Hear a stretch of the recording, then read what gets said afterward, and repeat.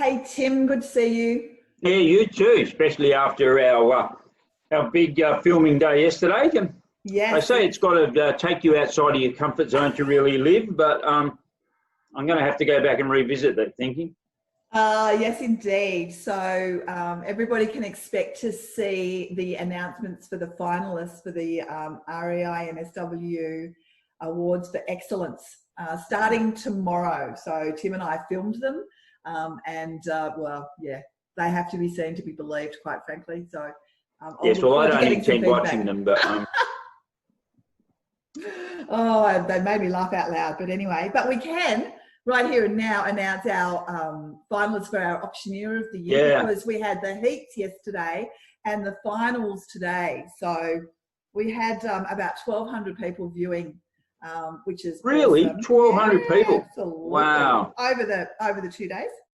Right. So our 4 finalists: go Clarence White and Leon Axford, who were both competing last year in the Nationals. They were. And joining them is Bree Davis and Jake Downs. So congratulations to the 4 of you. Yeah. Yeah, we'll look forward to seeing who the winner is on the night on October 30. Yeah, right. Yeah, fantastic. Okay, so, and as I said, the rest of the finalists, we will start sharing the announcements as of tomorrow on Facebook. That's right. I always think about real estate. It's an industry for everybody, isn't it? If you're that detailed individual that likes as I said, the detail, then you're in valuation and that sort of area where you're studying the numbers, and you go all the way through to the auctioneers, those people with the extreme extroverts, and that's the thing. Property is just for everybody. It is. My original qualification was as a valuer. Did you know that? No. Yeah. That doesn't mean you're dull or anything like that. Colin is going to be very upset that you said that. Who will? Colin. Oh, yeah, he will, yeah. Yes, he will. Okay, we are still working very hard on getting the National Property Managers Day organised. The marketing team are doing a wonderful job, and there will be a web page, a website and a landing page. People can download marketing collateral to hold your own event, and you can also nominate a property manager on there. So that's going. So are you going to? I was thinking about doing this. I don't know if you are. Are you going to go and find an office and go around and annoy somebody on the day? I thought about doing something similar. Yeah, I absolutely am. I absolutely am. So if you want Tim or I to come to your office, just let us know. All right. We're happy. There you go. It's that easy. That easy. Now, fair trading. Have Opal bus pass, we'll travel. Exactly. Delays getting the Class 1 licence approval. So for those people who were not automatically grandfathered, tell me what's happening. Nothing. Okay. No, I mean nothing. Nothing is happening. If you make an application, it could take 8 to 10 weeks before you're getting a response.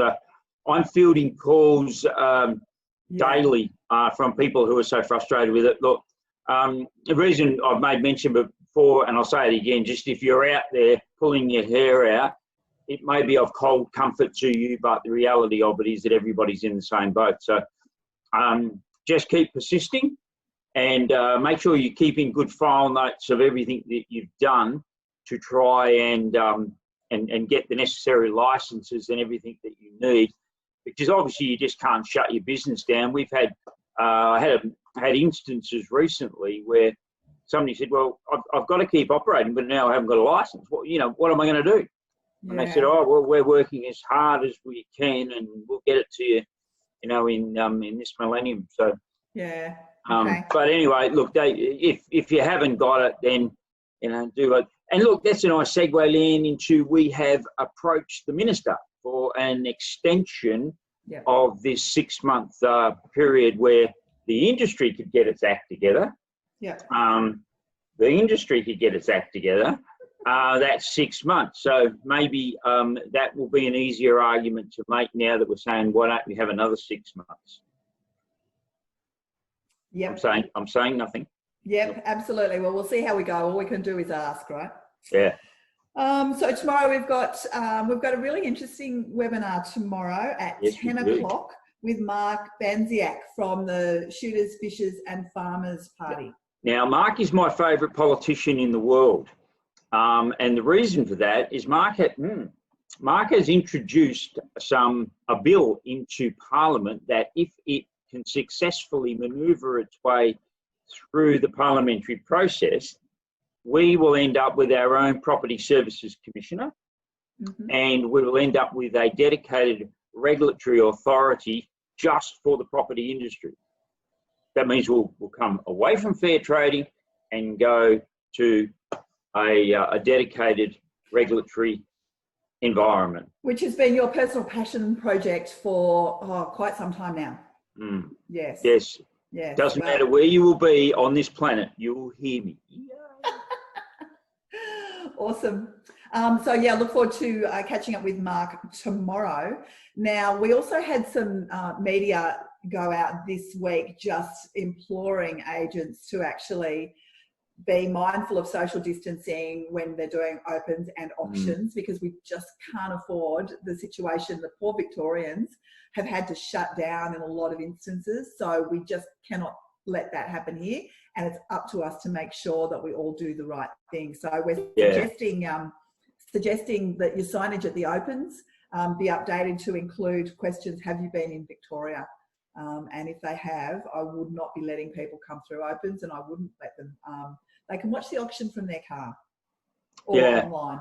Yeah, and even more so, I agree 100% with everything you've said, but we have seen some instances where the auction's been taking place and there's been a big crowd.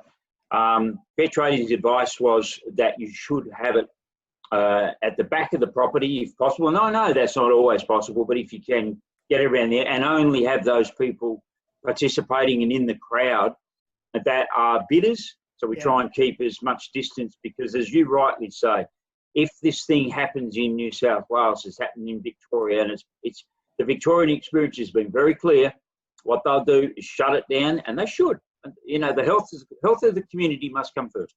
Yeah, and they'll shut it down, and then we go backwards. And I think we've all got COVID fatigue. I know I have. Totally. You know, I'm over it.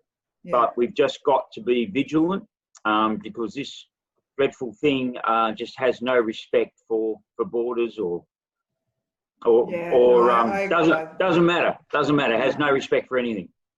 Can I tell you one good thing that's come out of COVID? One. My American Express bill, $11.68. Hello.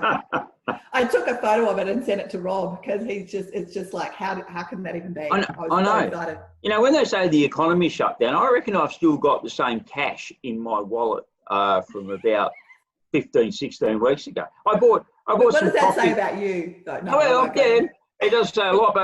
But yesterday I bought a couple of coffees and got cash out and bought some coffee. I don't remember the last time I spent it. I mean, we've just been living at home. Yeah, I know. It's been amazing. Anyway, all right. Well, I'll look forward to seeing you in person tomorrow. And I'll be live. I'll be live. Absolutely. Yep. Awesome. All right, everybody. Have a good night. Good to see you again. Talk to you tomorrow. Bye. Bye.